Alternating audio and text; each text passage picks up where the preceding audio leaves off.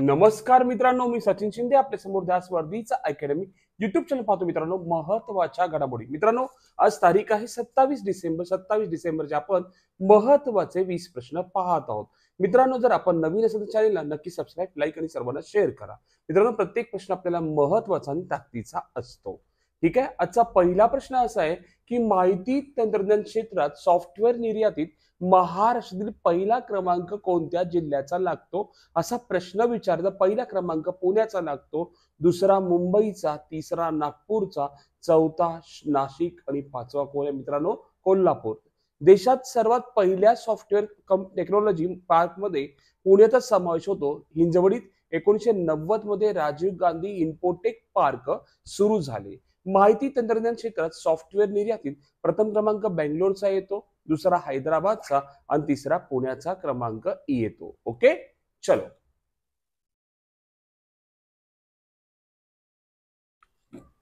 आपण पाहतोय दुसरा प्रश्न. ठीक आहे, चला.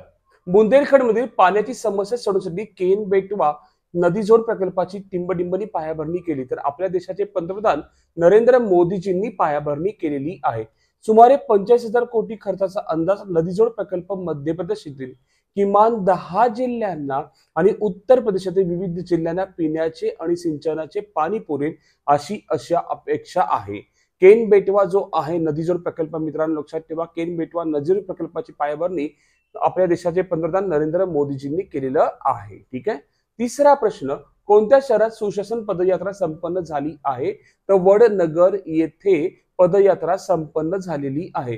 पंतप्रधानांच्या जन्मगावी वडनगर येथे सुशासन पदयात्रा संपन्न.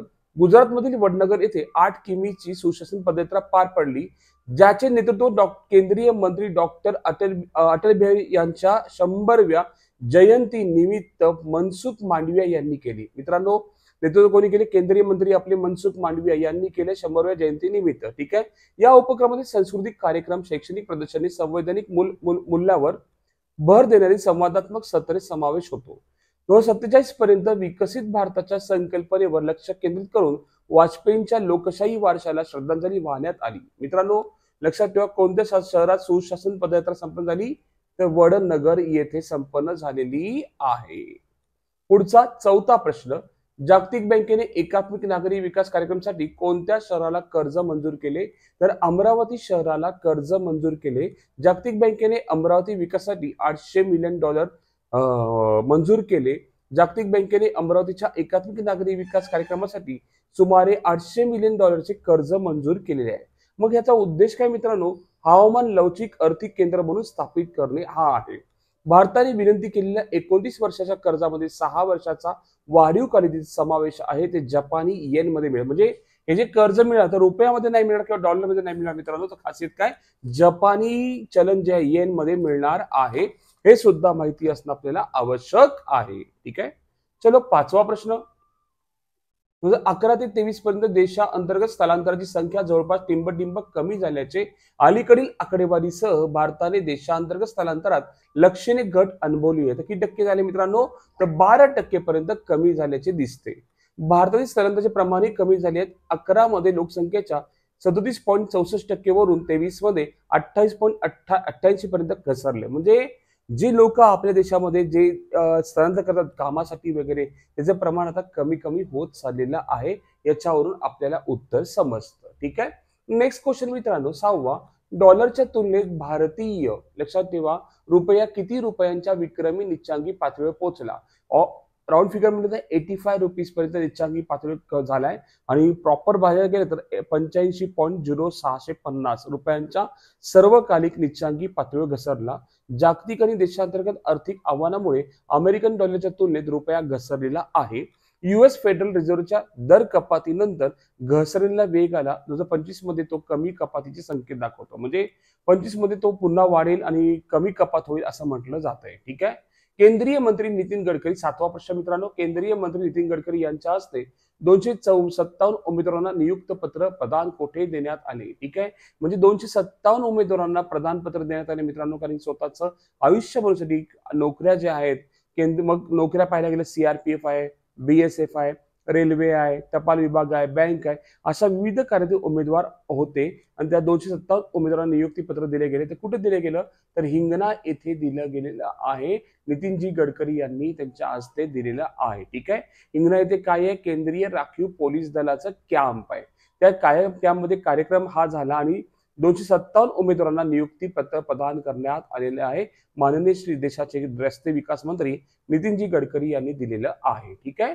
8वा प्रश्न मित्रांनो, 7वे युवा सह लॅब नॅशनल इनोव्हेशन चॅलेंज 24-25 साठी सुरू करण्यात आले असून ते कोणत्या व्यक्तीसाठी लागू आहे? तर मित्रांनो, अपंग व्यक्तींसाठी लागू आहे. ठीक आहे. अटल इन्व्हेन्शन मिशन, नीती आयोग, संयुक्त राष्ट्र विकास कार्यक्रम आणि सिटी फाउंडेशन यांच्यातील सहकार्य आहे. सामाजिक उद्योजकता आणि शाश्वत विकासाला प्रोत्साहन देणे प्राथमिक उद्दिष्ट आहे आणि त्या अंतर्गत अपंग व्यक्तींसाठी खास हा प्रोग्राम राबवला गेला आहे. 9वा प्रश्न मित्रांनो, पंतप्रधान नरेंद्र मोदी यांनी 25 डिसेंबर 2024 रोजी मध्य प्रदेशातील खांडवा येथे ओंकारेश्वर तरंगत्या कोणत्या प्रकल्पाचे उद्घाटन केले? मित्रांनो, खांडवा येथे ओंकारेश्वर तरंगत्या कोणत्या प्रकल्पाचे उद्घाटन केले? तर सौर प्रकल्पाचे काय केले? उद्घाटन केलेले आहे माननीय श्री नरेंद्रजी मोदी यांनी. या प्रकल्पाचं उद्दिष्ट काय? कार्बन उत्सर्जन कमी करणे, 70 पर्यंत निव्वळ शून्य आणणे, उत्सर्जनाच्या भारताच्या उद्दिष्टाला समर्थन देणे आहे, बाष्पीभवन कमी करून पाण्याचे संरक्षण देखील करते. हे पॉइंट जो आहे तो ओंकारेश्वर तरंगत्या सौर प्रकल्पाचं उद्घाटन त्यासाठी मोदीजींनी केलेलं आहे. 10वा प्रश्न, राष्ट्रीय बाल पुरस्कार किती श्रेणीमध्ये दिला जातो? तर मित्र हो, 7 श्रेणीमध्ये दिला जातो. माहिती असणं आपल्याला आवश्यक आहे. 7 श्रेणीत दिला जातो. राष्ट्रपती द्रौपदी मुर्मू यांनी 26 डिसेंबर रोजी 17 मुलांना प्रधानमंत्री राष्ट्रीय बाल पुरस्कार 24 प्रदान केलेला आहे. हा पुरस्कार मुलांची ऊर्जा, दृढनिश्चय, उत्साह साजरा करतो. भारतातील मुलांसाठी हा सर्वोच्च नागरी सन्मान आहे मित्रांनो. त्याची स्थापना महिला आणि बाल विकास मंत्रालय करतो, केली आहे की नाही. आणि हा पुरस्कार सुद्धा महिला आणि बाल विकास मंत्रालय अंतर्गत दिला जातो. 7 श्रेणीमध्ये अपवादात्मक कामगिरी ओळखतात कला, संस्कृती, शौर्य, नवोपक्रम, विज्ञान तंत्रज्ञान, समाजसेवा, क्रीडा आणि पर्यावरण या 7 क्षेत्रात हा पुरस्कार दिला जातो. ठीक आहे. 11वा प्रश्न मित्र हो, 11वा प्रश्न आपण पाहतोय, महत्वाचा प्रश्न. नुकतेच राष्ट्रीय मानव अधिकार आयोगाचे अध्यक्ष म्हणून कितवे व्ही रामसुब्रमण्यम म्हणून नियुक्ती करण्यात, ऍक्च्युली हा चुकला पॉइंट आहे, नियुक्ती करण्यात आली आहे. तर किती आहेत मित्रांनो? 9वे आहेत, लक्षात ठेवा. 9वे व्यक्तिमत्व लक्षात ठेवा, व्ही रामसुब्रमण्यम यांचे. ठीक आहे. 12वा प्रश्न मित्र हो, लक्षात ठेवा. 11वा झाला आपला हा प्रश्न. ठीक आहे. आता 12वा प्रश्न पाहतोय आपण. राष्ट्रीय ग्राहक दिन 2024 चे थीम काय आहे?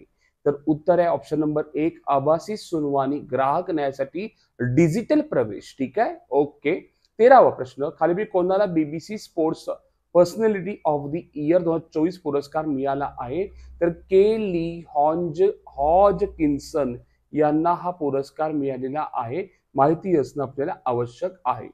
14वा, भारतातील पहिले शून्य कचरा विमानतळ कोणते विमानतळ बनले आहे? मित्रांनो, इंदोर बनलेलं आहे. कलकत्ता आपल्याला माहिती असेल, इथे कॅफे स्थापन केले, लक्षात ठेवा. कलकत्तामध्ये आपल्या परवाचा प्रश्न होता आणि आणि आणि इंदोर हे काय केलंय, पहिले शून्य कचरा विमानतळ बनलेले आहे. ठीक आहे.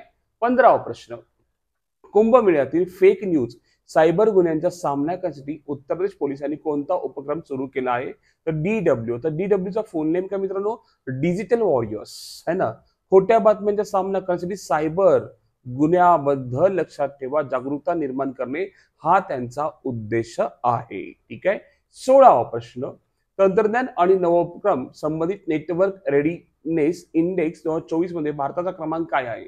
आपण लास्ट टाइम बघितलं, अमेरिकेचा क्रमांक पहिला आहे आणि भारताचा क्रमांक 41वा क्रमांक आहे. माहित असणं आपल्याला आवश्यक आहे. पुढचा प्रश्न मित्रांनो, नेक्स्ट क्वेश्चन पाहतोय 17वा. केंद्रीय शिक्षण मंत्रालयाने कितवीच्या विद्यार्थ्यांना नो डिटेन्शन पॉलिसी काढून टाकली आहे? तर 5वी ते 8वी विद्यार्थ्यांना काढून टाकलेली आहे.